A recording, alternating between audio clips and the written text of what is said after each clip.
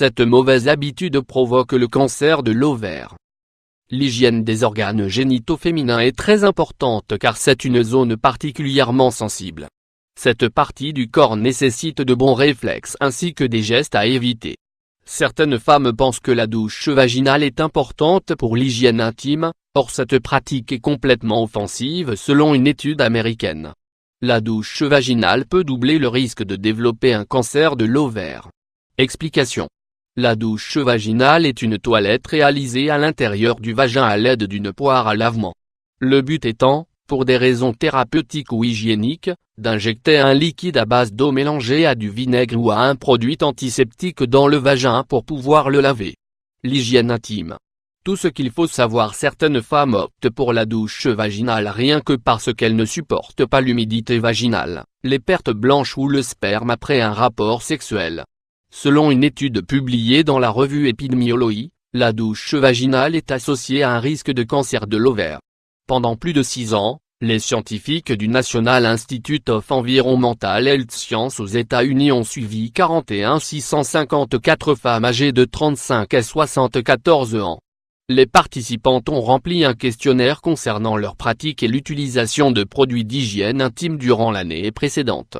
Ensuite, les chercheurs ont observé les données d'incidence du cancer de l'ovaire chez les volontaires, et les résultats étaient que 154 participantes se sont fait diagnostiquer un cancer de l'ovaire pendant le suivi de l'étude. Et chez ces femmes, 20% pratiquaient la douche vaginale. La conclusion est donc que cette pratique est un facteur de risque du cancer de l'ovaire.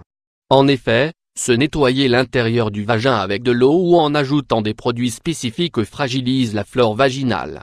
Cette dernière permet au vagin de s'auto-nettoyer, mais pratiquer la douche vaginale impacte négativement l'équilibre du pH intime en exposant l'organe génital à un grand risque d'infection, entre autres les mycoses. Le second effet négatif de cette pratique est que, le fait d'injecter de l'eau de l'extérieur vers l'intérieur fait remonter dans le vagin des microbes présents à la surface de la peau, ou de l'anus, entraînant un risque important d'infection. Il est également important de noter que l'usage des produits antiseptiques, antibactériens et déodorants fragilise les muqueuses et peuvent provoquer des sensations de brûlure. Les gants de toilette et les fleurs de douche qui sont dénués à bactéries sont à bannir aussi.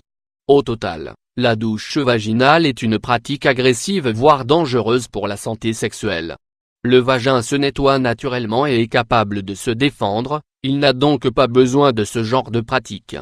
Les bons gestes à adopter pour une hygiène intime irréprochable après un rapport sexuel: il est recommandé d'uriner pour éviter la prolifération des germes et de se laver à l'eau tiède. En cas de pratique du sexe anal, il ne faut surtout pas passer vers la zone du vagin sans avoir bien lavé et nettoyé les parties intimes car l'anus est généralement un nid de bactéries.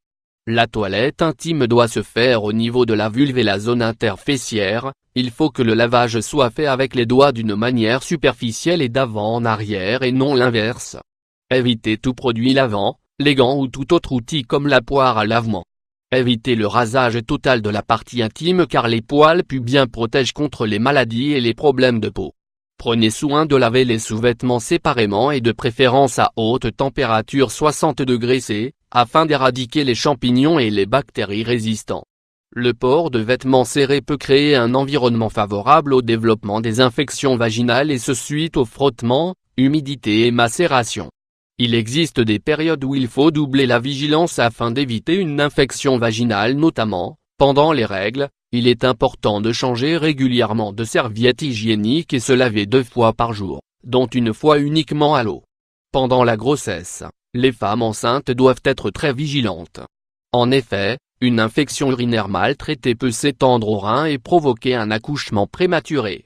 La ménopause, la baisse du taux d'œstrogène et de la progestérone liée à la ménopause contribue aux infections urinaires et aux vaginites. Si toutefois vous observez des signes de déséquilibre de votre flore vaginale, sécrétion abondante et odorante, irritation, brûlure, il faudra impérativement en parler à votre gynécologue afin qu'il puisse vous prescrire un traitement.